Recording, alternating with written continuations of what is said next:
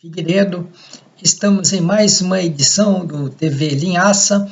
Pedimos para que vocês se inscrevam no canal, apertem o sininho para receber as notificações e ajudem a divulgar, de certa forma, o nosso trabalho.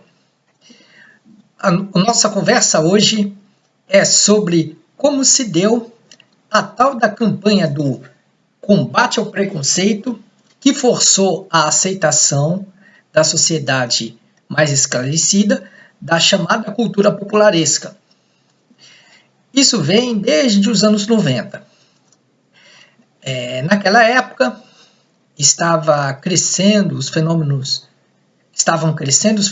popularescos de diversos aspectos. Na música eram aqueles nomes do suposto sertanejo, do suposto pagode, e depois tinha o fenômeno do El Chan, com aquela chamada bunda music. De reboque tinham as musas do tipo Tiazinha e Feiticeira, lançadas pelo Luciano Huck, as garotas da banheira do Gugu, o programa do Ratinho, o Aqui Agora, que gerou depois os clones chamados Cidade Alerta e Brasil Urgente. Enfim, todo esse imaginário brega popularesco que cresceu e causou uma indignação de uma parcela esclarecida da opinião pública, que veio então a publicar ensaios, artigos acadêmicos, reportagens e tudo mais. Antológico, por exemplo, que o falecido Mauro Dias estava lançando o massacre cultural sem precedentes, falando de grupos popularescos que surgem aos montes, em uma quantidade industrial, uma quantidade tão grande que se alguns intérpretes decaem, seus clones já tomam lugar e o mercado se realimenta desses nomes que surgem como capim na relva. E aí vemos que no final dos anos 90 já estava sendo uma campanha organizada contra a chamada cultura popularesca. Estava renascendo o Rock Brasil, que estava passando por um período de esquecimento. Estava também renascendo a MPB. E aí veio essa aparente mudança para melhor, pelo menos no pensamento da cultura brasileira. Pelo menos pensando a crise cultural. Se não havia nomes assim de grande relevância, mas havia nomes, pelo menos, como Los Hermanos, como Cássia Eller, como Zélia Duncan, que tentavam alguma coisa. Assim como a sobrevida do grupo Nação Zumbi sem o seu fundador Chico Science. Então, diante disso, aí chegou-se a 2001, 2002 e veio uma reviravolta. Surgiram intelectuais que, pelo contrário, não defendiam a cultura brasileira de qualidade, mas a aceitação da cultura popularesca pelo público mais esclarecido. É uma coisa de forçar mesmo, forçar a goela abaixo que aquela cultura popularesca é a que faz sucesso, é a que tem que prevalecer, porque supostamente ela é ligada ao povo, ela é a tal cultura das periferias e tudo mais. Né? E como se deu essa campanha? Ela reflete, na verdade, uma espécie de patrulhamento cultural resultante daquela campanha de bregalização que vem desde a ditadura, mas que também foi acolhida pelo neoliberalismo através de Fernando Henrique Cardoso. Aí, usando de retórica pseudotropicalista, enfatizando a provocatividade, o mau gosto, aquela coisa de causar polêmica, incômodo, etc. Então vieram ideólogos orgânicos da brigalização que vieram com aquele papo de suposto combate ao preconceito. A partir disso, ainda no governo Fernando Henrique Cardoso, foi lançado o livro Eu Não Sou Cachorro Não, de Paulo César de Araújo, que falava dos ídolos cafonas dos anos 70. E o Paulo César, ele lançou fake news sobre a suposta rebelião da música brega daquela época. Ele se enrolou dizendo que o brega era politizado, que o brega não tinha compromissos ideológicos, mas ele, ao longo do seu livro, ele tentava acreditar os ídolos cafonas como se fossem cantores de protesto. Aí ele chegou a criar uma teoria conspiratória na qual a canção que leva o nome do livro, Eu Não Sou Cachorro Não, de Valdir Soriano, era uma canção voltada para o trabalhador, para a empregada, para o negro, para o mendigo, para a mulher que apanhava do marido, etc. É como se fosse uma canção de protesto, e não é. Fora desse livro, espalhou-se inclusive outras fake news, como o fato como a ideia de que Torturas de Amor, também de Valdir Soriano, era um protesto contra a ditadura militar, só porque a música foi censurada da execução das rádios. Mas o problema é que Torturas de Amor é uma música de 1962, quando o Brasil era governado por João Goulart na fase parlamentarista. Na verdade, era governado, entre aspas, por Jango, porque eram os primeiros ministros, o Tancredo Neves, o Brochado da Rocha e o Hermes Lima. Então, não fazia sentido que Torturas de Amor fosse um protesto contra a ditadura militar, mas a lorota valeu, e aí, a partir desse livro do Paulo César Araújo, que podemos inserir no contexto em que o governo de Fernando Henrique Cardoso estava sofrendo incidentes como a tragédia da plataforma P-36, a xingação contra os aposentados, chamados de vagabundos, e o apagão, né, o racionamento de energia elétrica em todo o Brasil. Nesse contexto, aí o governo Fernando Henrique Cardoso estava em crise, aí o que tinha que fazer? Tinha que surgir uma intelectualidade orgânica para evitar que o povo pobre se manifeste culturalmente como houve durante o governo de Castelo Branco, que era a época dos festivais da canção da MPB, que eram aliados aos movimentos estudantil, ao tropicalismo, ao movimento das artes plásticas, ao cinema novo, etc. Então, para evitar essa volta, essa retomada de um cenário cultural forte, vieram intelectuais, que eu chamo de intelectuais bacanas, né, porque eles querem passar uma imagem legal para a opinião pública, e vieram para defender a brigalização e a permanência daquele cenário popularesco dos anos 90 que já estava se desgastando.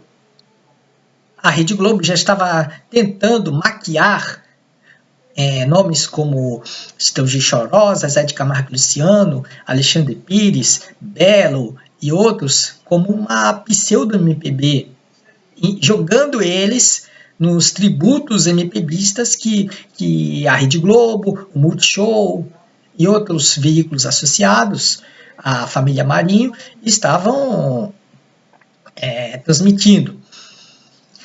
Então, esse discurso do combate ao preconceito, ele passou a ser difundido a partir de 2001, quando a jornalista Bia Abramo lançou um texto chamado O Funk e a Juventude Pobre Brasileira. Acho que é a Juventude Pobre Brasileira ou Carioca, não estou com o título exato em mente no momento, mas eu já guardei em arquivo. E aí ela cometeu uma gafe nesse texto que foi publicado na Fundação Perseu Abramo, que é ligado ao PT. A Bia Abramo, ela chamou de horror moralista um protesto de enfermeiras que não estavam gostando da paródia pornográfica feita pela enfermeira do funk, que era uma espécie de dançarina do funk, empresariada por ninguém menos que Alexandre Frota, o mesmo que recentemente se desiludiu com o bolsonarismo, mas agora está ligado ao tucanato. A partir desse texto de Bia Abramo, vieram depois veio depois a campanha que as organizações Globo fizeram para popularizar o funk. Em 2002, o jornalista investigativo Tim Lopes estava investigando um baile funk e foi assassinado por um grupo de traficantes. Só que no ano seguinte, o funk, em vez de ser investigado, continuar sendo investigado, ele passou a receber a blindagem das organizações Globo, que fez uma parceria ali com o Furacão 2000, de Rômulo Costa, com o DJ Moboro e também com o Luciano Huck, que foi escolhido embaixador do funk em todo o Brasil. Aí, a partir daí, o funk era jogado em tudo quanto era veículo das organizações Globo. Pode ser a revista Quem Acontece, pode ser o Canal Futura, o Multishow, a Rede Globo, a Globo News, tudo mais. E em tudo quanto era programa. Tinha, por exemplo, o humorístico Sob Nova Direção, que chegou a empurrar o funk para uma festa de trintões. Era uma maneira de forçar a aceitação do funk por um público mais, ao mesmo tempo, mais elitizado e, em certos casos, também melhor instruído. Só que esse discurso que se tornou totalitário dentro dos veículos das organizações Globo, ele foi depois empurrado goela abaixo para as esquerdas. E aí tinha dois discursos que o funk fazia na mídia, né? Quando era a mídia venal, o funk era o vitorioso, era o triunfante. Nós conquistamos o nosso espaço, diziam os funkeiros. E na mídia de esquerda, através da atuação tendenciosa de Pedro Alexandre Sanches, o filho da Folha, porque era um cara vindo da Folha de São Paulo, era uma espécie de aluno modelo do Otávio Frias Filho. Mas aí ele foi passear pelas redações das esquerdas, visando uma promoção pessoal bastante suspeita, né? Porque o esquerdismo de Pedro Alexandre Sanches é extremamente lamentável, oportunista, e ele costuma forçar muito a barra. E aí ele foi jogar o funk para a mídia de esquerda, e aí o discurso era de vitimismo, de coitadismo, era aquela coisa do pobre sofrido na favela, ali aquela coisa, música de protesto, a dor do morro, era um discurso que nada contribuía para chamar a verdadeira atenção à pobreza e aos problemas sociais das periferias. Aliás, temos que tomar até cuidado com o termo periferia, porque essa intelectualidade bacana, ela difundiu isso por empréstimo à teoria da dependência de Fernando Henrique Cardoso, porque Fernando Henrique Cardoso ele falava muito da dicotomia de metrópole e de periferia. Então esse discurso ele foi difundido durante muito tempo, quase que como uma pretensa unanimidade. Era a brigalização, promovida como suposta cultura das periferias, suposta cultura popular, e era um discurso que mostrava um pensamento falsamente generoso de uma parcela de intelectuais, de artistas, de cineastas, de acadêmicos, em torno da brigalização. Era uma espécie de populismo intelectual que durante muito tempo prevaleceu, porque não havia contraponto. O único contraponto, modéstia à parte, foi feito por mim, quando eu criei o blog Mingau de Aço, e escrevi muitos textos questionando a chamada cultura popularesca. Só que o Mingau de Aço era uma espécie de patinho feio da mídia de esquerda. Naquela época não repercutia muito. Mal conseguia ter seguidores, né? Mal conseguia ter repercutia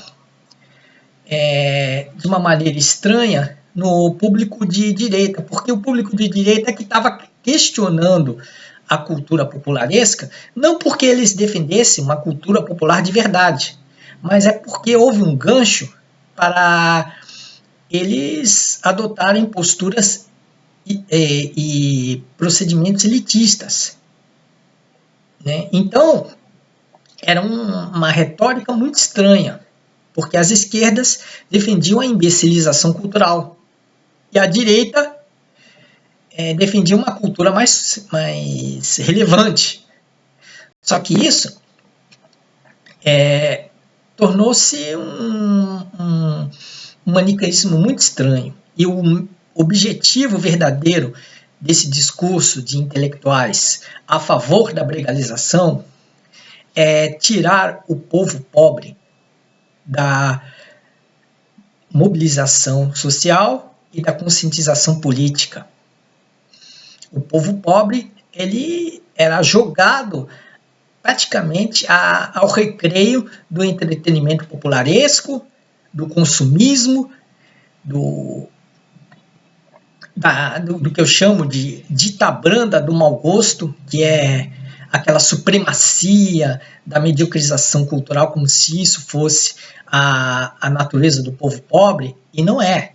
Vide o caso, por exemplo, de Cartola, de Pixinguinha, de Jackson do Pandeiro, que eram musicalmente muito vibrantes, e da escritora Carolina Maria de Jesus, que era um grande talento literário e falava de coisas das favelas, da pobreza e tudo mais. Era uma escritora negra e humilde.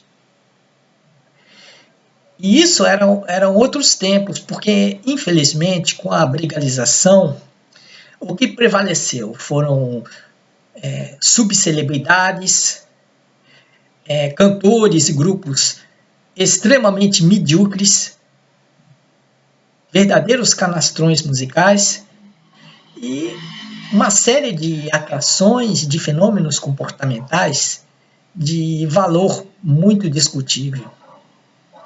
E aí tinha um discurso hipócrita. Por quê? Afinal, esse discurso fala em combater o preconceito, mas tratava o povo pobre de maneira preconceituosa. O povo pobre era tratado como um idiota. O problema é que esses intelectuais bacanas, eles queriam que a gente aceitasse como se fosse a genuína cultura popular brasileira, essa imagem idiotizada do povo pobre, o mito da pobreza linda, da favela maravilhosa. Eu sou da favela, prostituição é linda, o subemprego é maravilhoso, é legal ser pobre, é legal ser ignorante, né? Abaixo a escola, porque a escola ela higieniza a população. Né? Então, é assim, é um discurso tão hipócrita e que de forma mais hipócrita ainda foi empurrado para as esquerdas, que isso, em vez de trazer uma melhor valorização da cultura popular, acabou abrindo o caminho para o golpe político de 2016.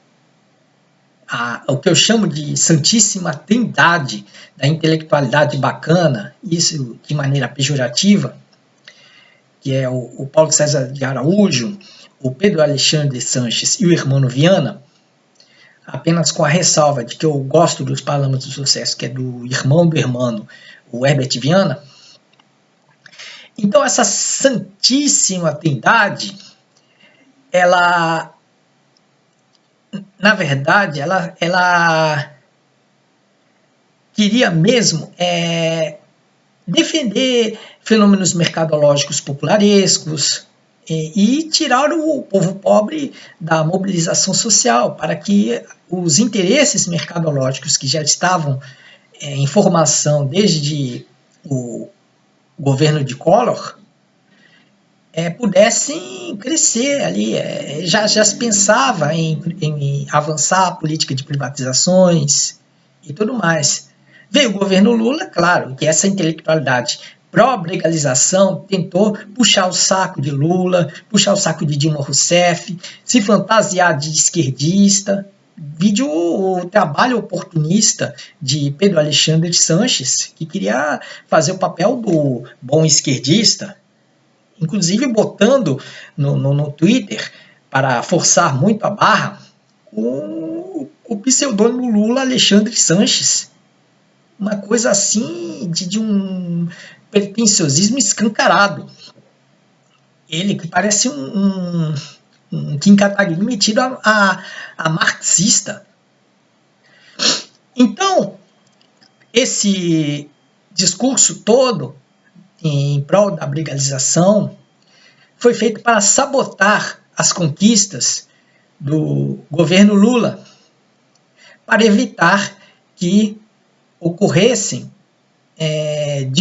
voltassem fenômenos como CPCs da Uni, que vigoraram durante os governos de Juscelino, Jânio e Jango, e os festivais de música brasileira e os movimentos de teatro e de artes plásticas que tentaram combater a ditadura militar. Então, era interesse de uma intelectualidade orgânica, vinda da mídia venal, que se bregalizasse culturalmente o Brasil da era Lula, para evitar que o povo pobre pudesse ter uma conscientização cultural, política e social que poderiam fazer com que as conquistas do PT se avançassem através da iniciativa popular. Então, a princípio, a intelectualidade pró-brega queria que apenas vigorassem as políticas de cima, trazidas por Lula, trazidas por seus ministros, ou os debates privativos de especialistas, como jornalistas da mídia alternativa, como os acadêmicos sérios de esquerda e como os militantes de organizações envolvidas. Aí esse debate, que era para ser público, ele foi isolado, virou um debate privado, como se fosse uma reunião sindical, acadêmica, etc. A intelectualidade, ao defender a brigalização do país, tirou o povo pobre do protagonismo da atividade social, da mobilização social. E o povo pobre dançando funk, dançando o tecnobrega, dançando o tchan, dançando o sertanejo universitário. foi então deixado de fora, e isso propiciou a reação das elites do atraso para tirar Dilma Rousseff do poder e iniciar todo esse processo de golpe político que hoje culmina na extinção dos direitos trabalhistas e na venda gradual do patrimônio econômico e das empresas estatais do nosso país. Então, foi esse o propósito da tal campanha do combate ao preconceito que a intelectualidade que defendeu a cultura popularesca queria fazer. Eles enganaram as esquerdas e, com suas pregações, né, isso causou estranheza para o leitor de esquerda, que acabou boicotando publicações como Caros Amigos, como Carta Capital, como Revista Fórum, por causa dos textos pró-legalização, que o público que é esclarecido não se sente enganado, ele não vai se iludir com o Pedro Alexandre Sanches escrevendo, defendendo o funk, o Tecnobrega e até o Zezé de Camargo e Luciano, que depois viraram bolsonaristas. O público não vai. Ele vê a revista Fórum ali, tá? Gabi Amarantos na capa, ele não compra. Porque sabe que aquilo é a chamada cultura de massa, aquilo a Globo divulga, a Folha de São Paulo apoia, isso aparece na revista Caras, então o público não vai ler. Peraí. Eu só vejo na internet os textos que me interessam dessas páginas, eu não vou ler textos sobre funk, textos sobre sertanejo, não dá. E ainda mais quando alguns textos de Pedro Alexandre Sanches e Eduardo Nuno Moura, que hoje são do Farofa A, os textos deles, na verdade, são matérias sobre eventos musicais que eram patrocinadas por ninguém menos que Geraldo Alckmin. Isso mesmo, Geraldo Alckmin patrocinando Pedro Alexandre Sanches, o Lula Alexandre Sanches do Twitter. Então, a campanha pela legalização, sob a desculpa do fim do preconceito, quase derrubou a mídia alternativa impressa, quase botou as causas progressistas a perder, porque vieram depois o contraponto, tipo Rodrigo Constantino, falando mal da imbecilização cultural, não porque ele defende uma cultura de verdade, mas porque ele pegou esse discurso como um gancho, porque abriu-se o contraponto. É esse propósito do discurso pós-brega, forçar as esquerdas a aceitarem, a morderem a risca, para assim criar na direita um contraponto que articulou apoio de setores esclarecidos da opinião pública, né, na boa-fé de combater o petismo, e a partir daí criar o golpe político de 2016. E aí depois, essa campanha pró-legalização mostrou a que veio quando surgiu aquela crise toda, Lei Rouanet, Procure Saber, as biografias não autorizadas, e isso acabou fazendo com que o Ministério da Cultura fosse derrubado. E com isso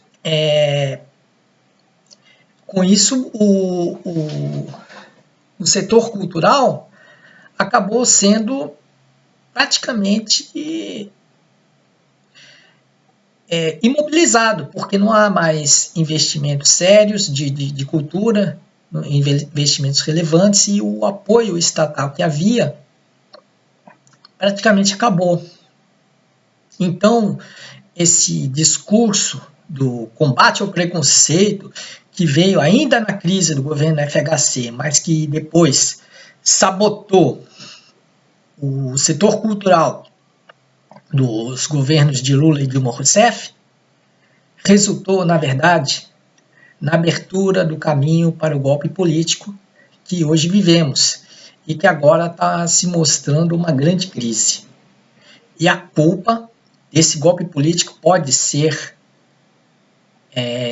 atribuída, em parte, para esses intelectuais que apoiaram a legalização e todo esse discurso de pobreza linda, de prostituição maravilhosa, de sobreemprego maravilhoso, que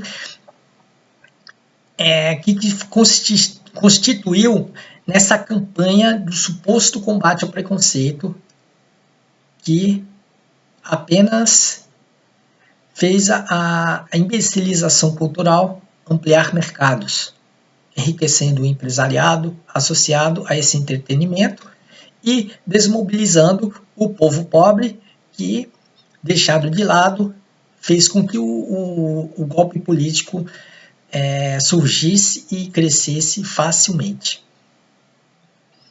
Bom, ficamos aqui. Hoje esse vídeo foi muito longo e desejamos boa sorte a todos e até uma nova edição da TV Linhaça.